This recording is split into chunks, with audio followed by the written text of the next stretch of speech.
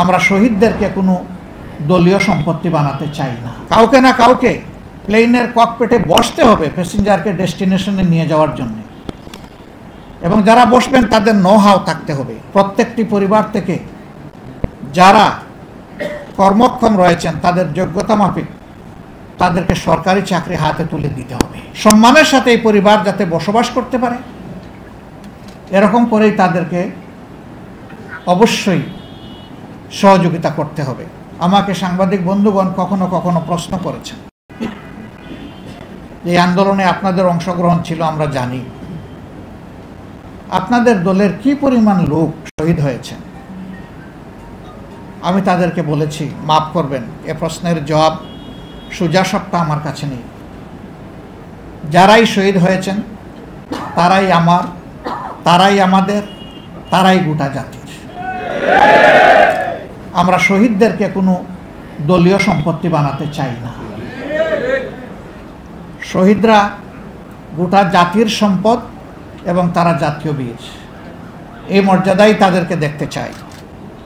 এখানে দাঁড়িয়ে আমার একজন আইনজীবী বন্ধু, তিনি শহীদদের জন্য, শহীদ পরিবারের জন্য সরকারের কাছে একটি কম্পেনসেশন দাবি করেছেন, আহতদের জন্য একটা দাবি করেছেন।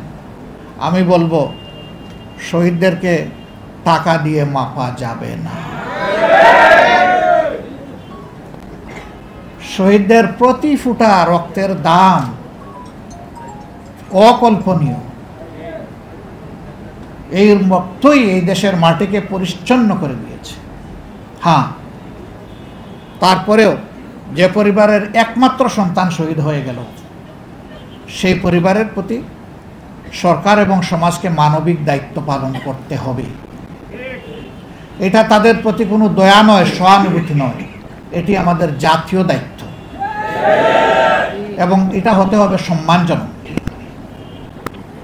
সম্মানের সাথে এই পরিবার যাতে বসবাস করতে পারে এরকম করেই তাদেরকে অবশ্যই সহযোগিতা করতে হবে। আমার কাছে উত্তম মনে হয় ওই রকম অনুগ্রহ আর দয়ার ভাব না দেখিয়ে প্রত্যেকটি পরিবার থেকে যারা কর্মক্ষম রয়েছেন তাদের যোগ্যতা মাফিক তাদেরকে সরকারি চাকরি হাতে তুলে দিতে হবে। খামেরা তো দাগ হয় কিভাবে? এই যে ভাবি, দাগও যাবে রাগও যাবে, নিন চাকা সুপার হোয়াইট। তাহলে এই পরিবার কারো কাছে হাত পাতার তার প্রয়োজন হবে না, তারা সম্মানিত বোধ করবে এবং এটি রাষ্ট্রীয় দায়িত্ব। আজকে যারা উপদেষ্টা পরিষদে এসেছেন, এক ভাই বলেছে যারা বসেছেন, না তারা বসেনি, আমরা বসিয়ে দিয়েছি, গোটা জাতি তাদেরকে বসিয়ে দিয়েছে। কাউকে না কাউকে প্লেনের ককপিটে বসতে হবে প্যাসেঞ্জারকে ডেস্টিনেশনে নিয়ে যাওয়ার জন্য, এবং যারা বসবেন তাদের নো হাউ থাকতে হবে। তারা জানবেন যে কি বিষয় নিয়ে তারা বসেছেন, কি তাদের দায়িত্ব। আমরা তাদের উপর আস্থা রাখার পক্ষে। আমরা দেখতে চাই তারা সফল হবেন। তারা সফল হলে বিপ্লব সফল হবে। তারা ভুল করলে, বিপ্লব ব্যর্থ হলে দায় তাদের উপরে অবশ্যই বর্তাবে। তারা ব্যর্থ হোক, আমরা এটা চাই না। এই জন্য জনগণের পক্ষ থেকে আমরা তাদেরকে অর্থবহ সহযোগিতা করতে চাই।